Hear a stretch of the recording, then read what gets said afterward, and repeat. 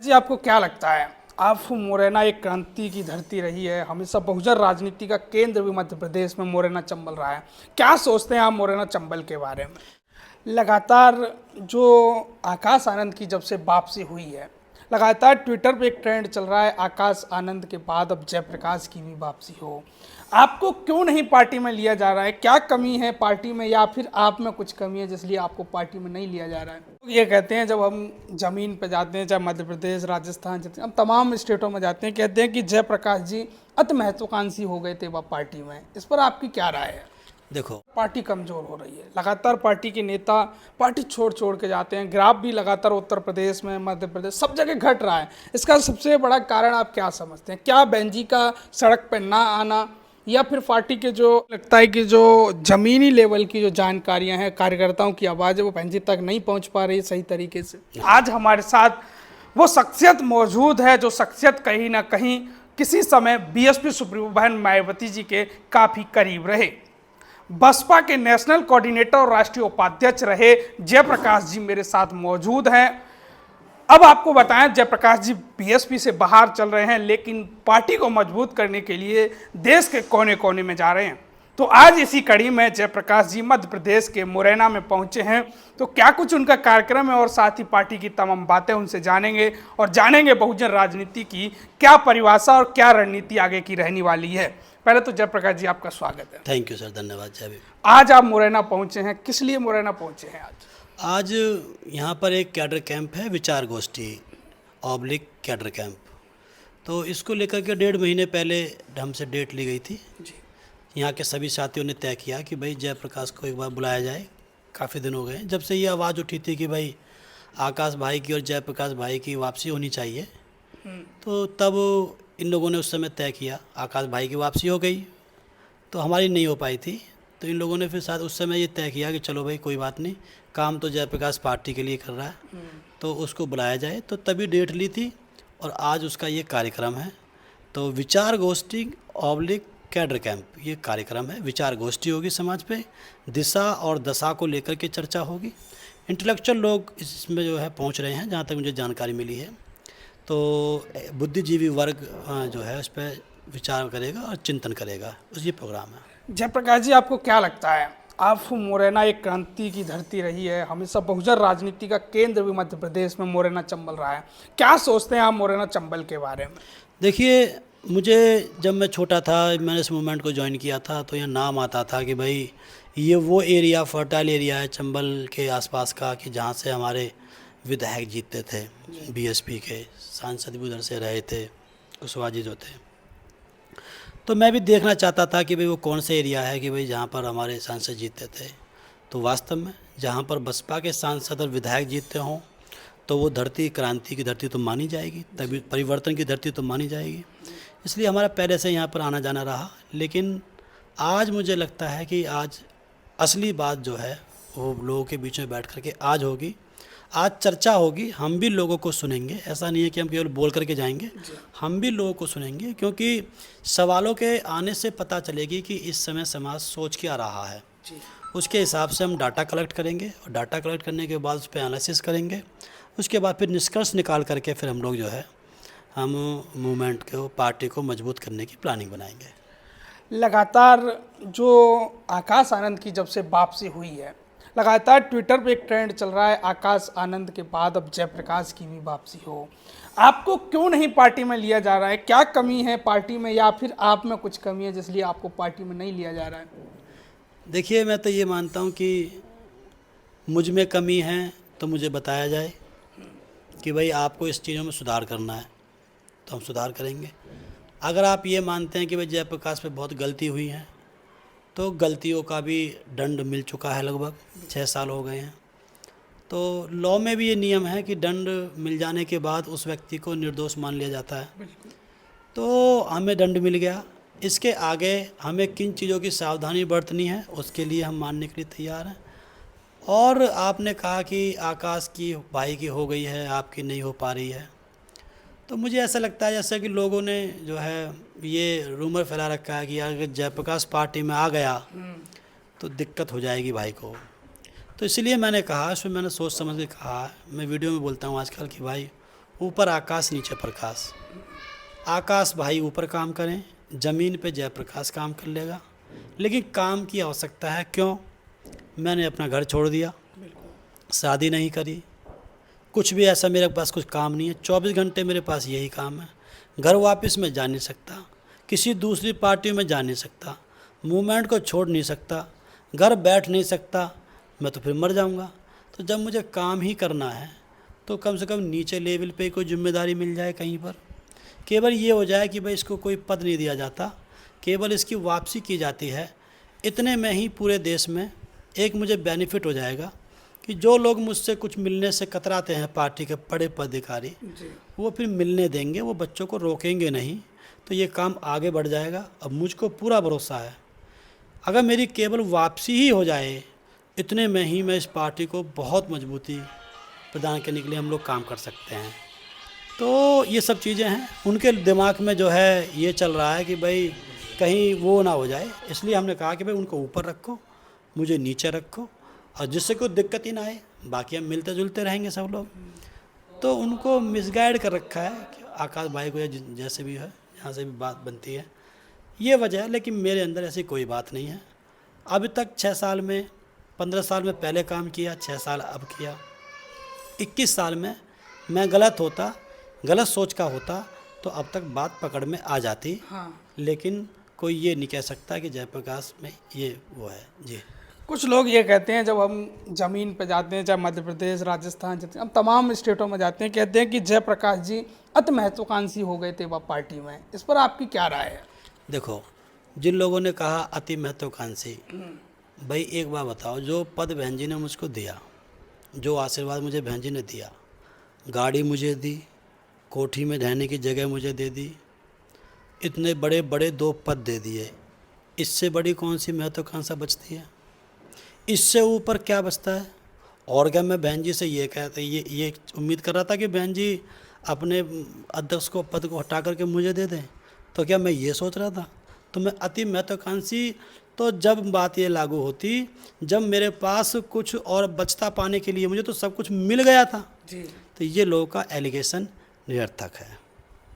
तो जयप्रकाश जी, लगातार पार्टी कमज़ोर हो रही है, लगातार पार्टी के नेता पार्टी छोड़ के जाते हैं, ग्राफ भी लगातार उत्तर प्रदेश में, मध्य प्रदेश, सब जगह घट रहा है। इसका सबसे बड़ा कारण आप क्या समझते हैं? क्या बहन जी का सड़क पर ना आना, या फिर पार्टी के जो अंदरूनी लोग हैं वो सही तरीके से काम नहीं कर पा रहे हैं? देखिए, ये कोई ज़रूरी नहीं है कि जो मुखिया है वो रोड पे आकर के काम करे। जी। बहुत से बड़े बड़े विद्वान ऐसे होते हैं, किसी भी कंपनी को चलाने वाले, जीएम वगैरह, या पार्टी चलाने वाले, जो कोई भी संगठन को, वो अंदर बंद कमरे में अपनी प्लानिंग करते हैं, और बाहर जो उसका कार्यकर्ता होता है वो उसका हेल्पिंग हैंड होता है, उसके टूल्स होते हैं, उसके माध्यम से अपनी प्लानिंग को एग्जीक्यूट करते हैं बहुत से लोग। अब जो लोग आरएसएस की प्लानिंग बनाते हैं वो फील्ड में थोड़ा ना काम करते हैं, उनके फील्ड में काम करने वाले लोग और होते हैं, लेकिन वो वहाँ से डाटा इकट्ठा करते हैं। तो कहने का मतलब ये है कि नहीं आ पा रही हैं बहन जी रोड पर, कोई बात नहीं, लेकिन जो उनके हेल्पिंग हैंड हैं, जिनके माध्यम से काम करवाना बनता है, उनको तो काम करना चाहिए। क्या आपको ऐसा नहीं लगता है कि जो ज़मीनी लेवल की जो जानकारियां हैं, कार्यकर्ताओं की आवाज़ है, वो बहन जी तक नहीं पहुंच पा रही सही तरीके से? हाँ, बात जायज़ है भाई। आप देखिए, हम लगातार गिर रहे हैं, गिरने का कोई तो कारण होगा, तो कारण पर हमको काम करना चाहिए, निवारण हो जाएगा। बुद्ध ने भी यही कहा। तो प्रॉब्लम्स तो आ रही हैं, और जो आपने कहा कि भाई गिर क्यों रही है, मेन बात ये है। बिल्कुल। मैंने इस पर जो अध्ययन किया है, रिसर्च किया है, वो ये है कि फिजिक्स में, मैंने अभी थोड़ी देर पहले बताया कि फिजिक्स में एक स्टेटमेंट है कि energy can not be destroy, it change it's mode. ऊर्जा कभी ख़त्म नहीं होती, वो अपना रूप चेंज कर लेती है। तो जो पढ़ा लिखे तबके से बाबा साहब ने उम्मीद की थी कि ये मेरा साथ देगा, उसने साथ नहीं दिया। इसका मतलब पढ़े लिखे लोगों में कुछ था, जो उम्मीद पर खड़े नहीं उतर पाए। फिर साहब कांसीराम ने पढ़े लिखे लोगों को पकड़ा, वाम से लोगों को पकड़ा, उनसे कहा कि दूसरी पार्टी में जो वोट है उसको निकाल के तुम इधर लाओ। वो काम हुआ, क्योंकि एनर्जी कभी ख़त्म नहीं होती। उसको एनर्जी को साहब ने रूप चेंज कर दिया। जो कांग्रेस को वोट डलवा रहा था हमारे समाज का बुद्धिजीवी लोग, बाबा साहब के बाद से डलवा रहा था, उस बुद्धिजीवी वर्ग को साहब कहाँ से हमने पकड़ा और पकड़ के ये कहा कि भाई तुम उधर ना जा कर के इधर जाओ और समाज को तैयार करो। तो समाज ने कांग्रेस में से वोट निकाल करके बसपा में डलवाना शुरू कर दिया, पढ़े लिखे लोगों ने, बुद्धिजीवी लोगों ने, बाम साहब के लोगों ने। क्योंकि एनर्जी तो लगेगी कहीं ना कहीं, जो बस उसकी डायरेक्शन चेंज कर दी। जो वहाँ डलवा रहे थे कांग्रेस में, उसको डायरेक्शन चेंज कर दी, तो कांग्रेस में से वोट निकाल के बसपा में आना शुरू हो गया। अब क्या हुआ, अब हमने उस वर्ग को, बाम सेब के बुद्धिजीवी वर्ग को हमने न्यूट्रल छोड़ दिया, फ्री छोड़ दिया, वो हो गया दिशाहीन। लेकिन एनर्जी कभी ख़त्म नहीं हो सकती, तो जो एनर्जी इधर को मोड़ के आ रही थी, अब उस लोगों ने 90% उन्हीं लोगों ने बसपा में से वोट निकाल करके कांग्रेस में शिफ्ट कराना शुरू कर दिया। ये हुआ है जो मैंने महसूस किया। क्या ओपीएस, ओल्ड पेंशन स्कीम लागू करेंगे लोग, बसपा जीत नहीं पाएगी। और बीजेपी को हराने के लिए आप इंडिया गठबंधन को वोट कास्ट कर दो, 40% वोट हमारा ऐसे चला गया है यूपी में। और पूरे देश में अगर यूपी से बाहर की बात की जाए तो वहाँ तो 95% चला गया। तो क्या है, हमने जब बुद्धि का प्रयोग, बुद्धिमान लोगों का प्रयोग हमने करना बंद कर दिया, तो उसने अपना एनर्जी ने अपना रूप चेंज करके, रास्ता चेंज करके उल्टा चला गया। इससे हमारी पार्टी को नुकसान हुआ। सर क्या लगता है आपको, जो इंडिया गठबंधन के लोग थे इस चुनाव में भी, अब चुनाव के बाद भी लगातार वो बीएसपी पर बीजेपी की बी टीम होने का आरोप लगाते हैं, कहाँ तक आपको सही लगता है? वो कहते हैं कि बसपा चुनाव लड़ेगी, भाजपा जीत जाएगी, तो क्या बसपा को चुनाव लड़ना ही नहीं चाहिए? ये हास्यास्पद बात है कि बसपा के चुनाव लड़ने से बीजेपी जीत जाएगी, तो क्या बसपा राजनीति करना छोड़ दे? ये तो गलत बात है। लेकिन आज की डेट में ये नैरेटिव सेट हो चुका है, समाज में ये भ्रांतियां हो गई हैं। हाँ, नैरेटिव सेट हो गया है। ऐसी स्थिति में से निकलने के लिए हमें करना क्या पड़ेगा? जब तक हमारी वोट कम रहेंगे कि बीजेपी जितने वोटों से जीती है, कांग्रेस जितने वोटों से हारी है, अगर उतना वोट ही हमारे पास रहेगा, मान लीजिए बीजेपी, कांग्रेस हार गई 25,000 वोट से बीजेपी से, अब बसपा के पास वोट आया 30,000, तो लोग कहेंगे यार बसपा नहीं लड़ती तो बीजेपी हार जाती, कांग्रेस जीत जाती। बिल्कुल। इसका मतलब हमारा जो अंतर है, हमारे पास जो वोटों का बंच है वो कम है, उसमें हम किसी को हराने और जिताने वाले की ही श्रेणी में पहुंच पा रहे हैं। बिल्कुल। अगर हम लोग सब लोग काम करें, वोट का इकट्ठा करें, बहुजन समाज में विचारधारा फैला करके, सारे वोट में भाईचारा बना करके हम इकट्ठा करें, चुनाव लड़ें, और पता चले कि हमारे पास वोट आ गए हैं 2.5 लाख, 3 लाख, 3.5 लाख, और कांग्रेस के पास वोट बचे हैं 25,000, 30,000, तो तब समाज ये कहेगा कि कांग्रेस अगर नहीं लड़ती तो बसपा चुनाव जीत जाती। तो जो एलिगेशन हमारे ऊपर आ रहा है कमज़ोरी की वजह से, फिर वो एलिगेशन कांग्रेस पे चला जाएगा। उसके पास ज़्यादा वोट रहेंगी तो वो इस बात को कहेगा, और हम पे वोट ज़्यादा रहेंगी तो हम उस बात को कहेंगे। ये एलिगेशन कुछ नहीं है, कमज़ोरी में व्यक्ति किसी दूसरी उसमें कमी निकालता है, ये कमज़ोरी का परिणाम है। हम ताकतवर साबित हो जाएंगे तो वो हमें कमी नहीं निकालेंगे, फिर लोग कहेंगे क्या बात कर रहा है यार बी टीम की बात, अरे तुम अगर नहीं लड़ते कांग्रेस के लोगों तो बीएसपी जीत जाती।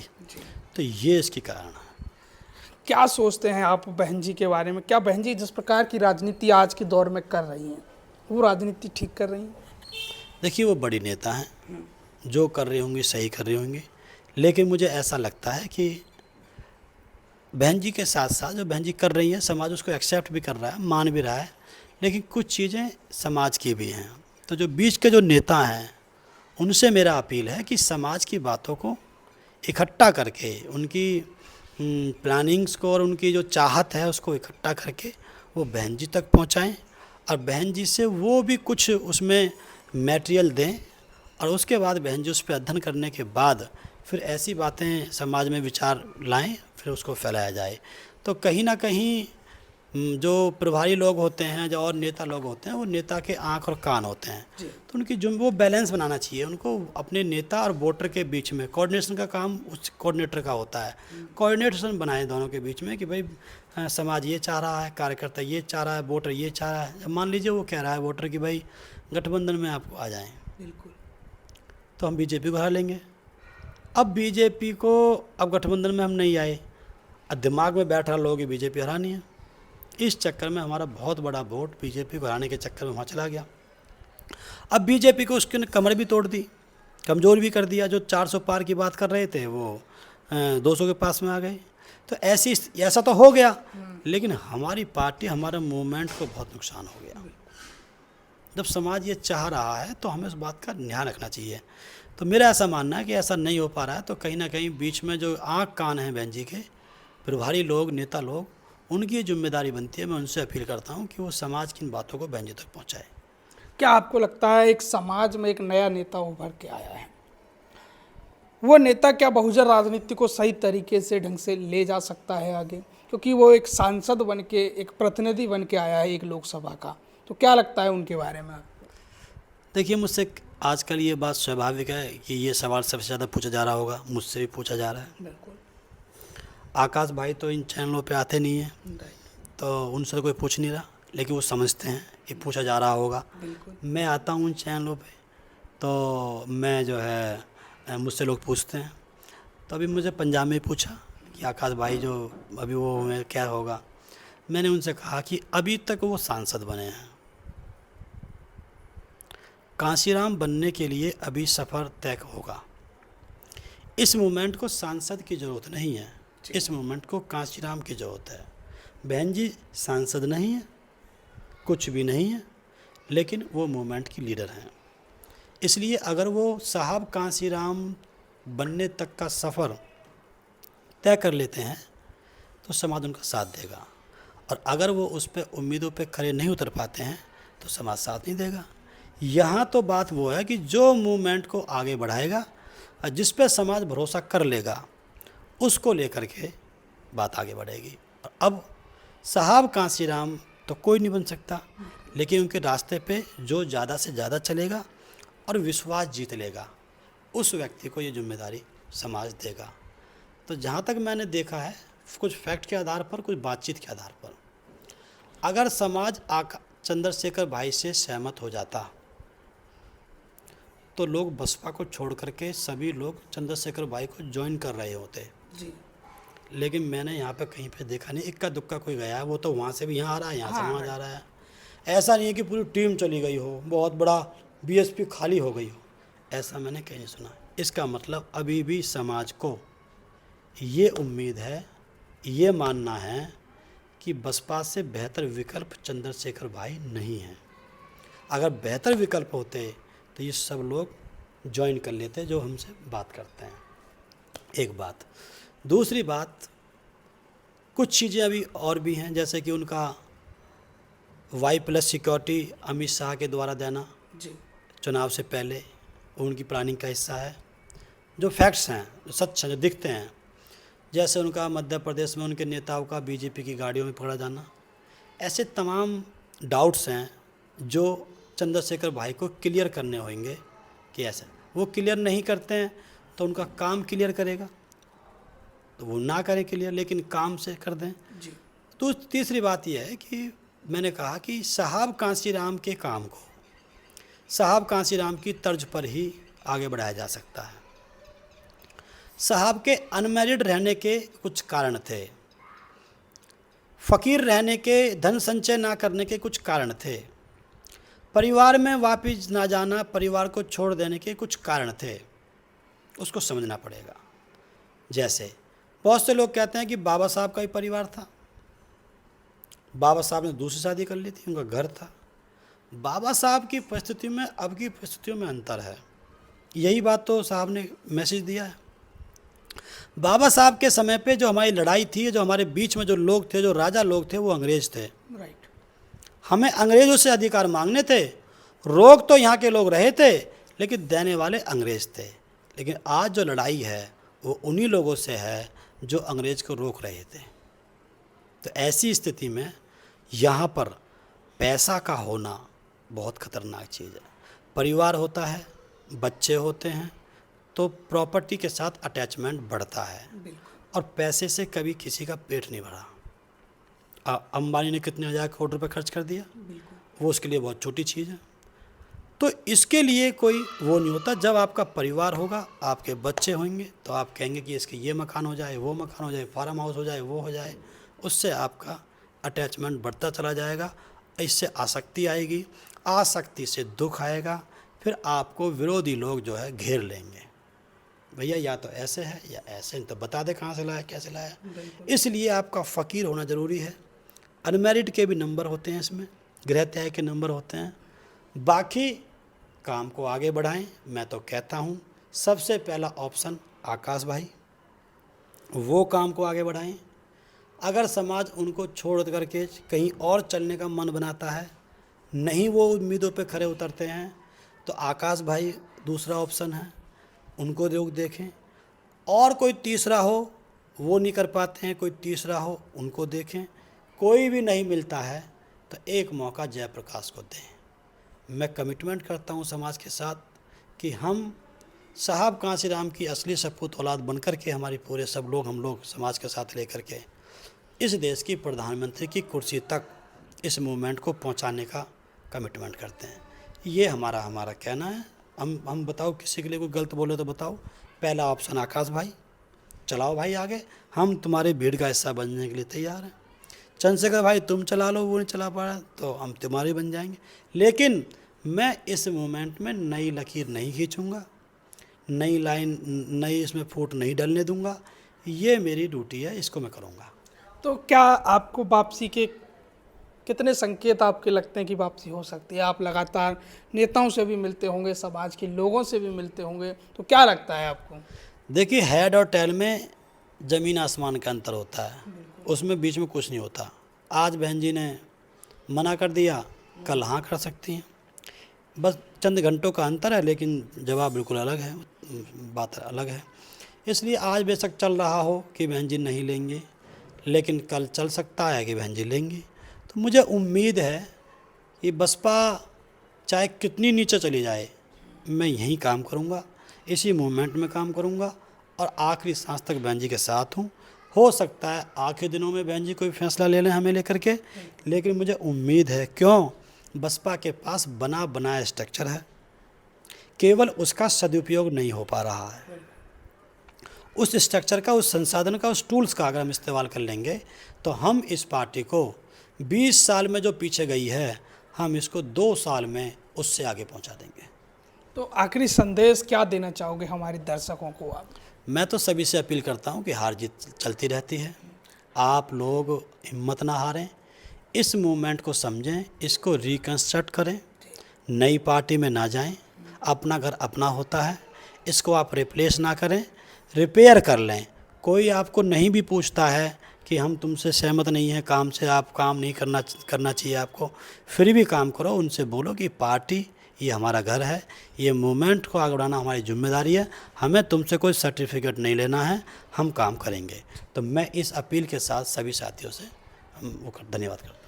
तो ये हमारे साथ मौजूद थे बसपा के राष्ट्रीय उपाध्यक्ष रहे जयप्रकाश जी, जो लगातार बीएसपी को मजबूत करने के लिए शहर और गांव-गांव बीएसपी की बातें, बहन मायावती की योजनाएं, किस प्रकार से उन्होंने उत्तर प्रदेश में काम किया, उसको पूरे देश में फैलाने का काम कर रहे हैं।